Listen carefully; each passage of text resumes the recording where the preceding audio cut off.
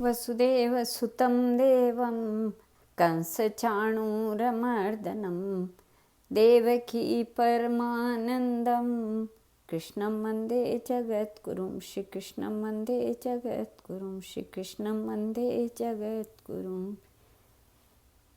एक दिन नंद बाबा ने कार्तिक शुक्ला एकादशी का उपवास किया। उस दिन उन्होंने भगवान की पूजा की और रात में द्वादशी लगने पर स्नान करने के लिए यमुना जल में प्रवेश किया। नंद बाबा को ये मालूम नहीं था कि यह असुरों की बेला है, इसलिए वे रात में ही यमुना जल में घुस गए। उस समय वरुण के एक सेवक ने उन्हें पकड़ लिया और वरुण लोक ले गए। नंद बाबा के खो जाने पर सारे ब्रज में कोहराम मच गया। माता यशोदा का तो रोते रोते बुरा हाल हो गया। अब तक भगवान श्री कृष्ण के विभिन्न चमत्कारों से ब्रजवासियों को पता लग गया था कि श्री कृष्ण कोई साधारण मानव नहीं है, वे साक्षात भगवान हैं, जिन्होंने धर्म की रक्षा करने के लिए नंद यशोदा के पुत्र के रूप में अवतार लिया है। इसलिए सारे गोप श्री कृष्ण के पास गए और कहा कि श्री कृष्ण, अब तुम ही अपने पिता का पता लगा सकते हो, तुम ही हम सब के एकमात्र रक्षक हो, अतः जैसे भी हो शीघ्र से शीघ्र अपने पिता का पता लगाकर इस संकट का निवारण करो। जब भगवान श्री कृष्ण ने ब्रजवासियों की व्याकुलता देखी और जाना कि उनके पिता को वरुण का कोई सेवक ले गया है, तब वे वरुण लोक गए।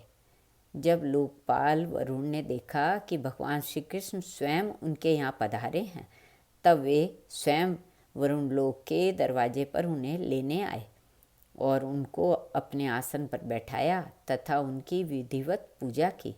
भगवान श्री कृष्ण के दर्शन से उनका रोम रोम आनंद से खिल उठा। वरुण जी ने कहा, प्रभु, आज मेरा जीवन धन्य हो गया। आज मुझे अपने जीवन के संपूर्ण पुण्यों का फल प्राप्त हो गया, क्योंकि आज मुझे आपके चरणों की सेवा का शुभ अवसर प्राप्त हुआ है। भगवान, जिन्हें आपके चरणों की सेवा का अवसर प्राप्त होता है, वे भवसागर से सहज ही पार हो जाते हैं। मैं आपको बार बार नमस्कार करता हूँ। प्रभु, मेरा सेवक मूढ़ और अनजान है, वही आपके पिता को ले आया है। आप कृपा करके उसके अपराध को क्षमा कर दीजिए।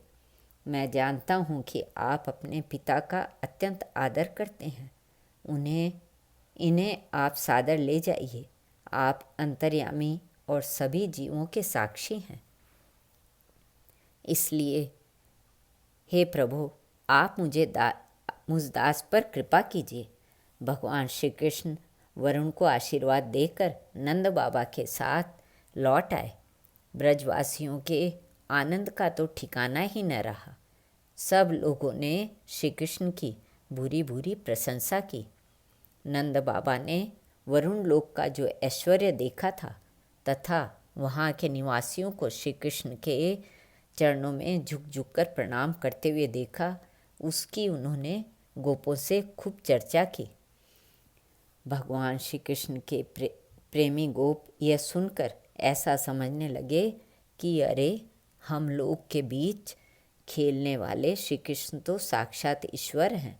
हम लोग कितने सौभाग्यशाली हैं कि हमें इनके साथ रहने का दुर्लभ सौभाग्य प्राप्त हुआ है। श्री कृष्णार्पणमस्तु।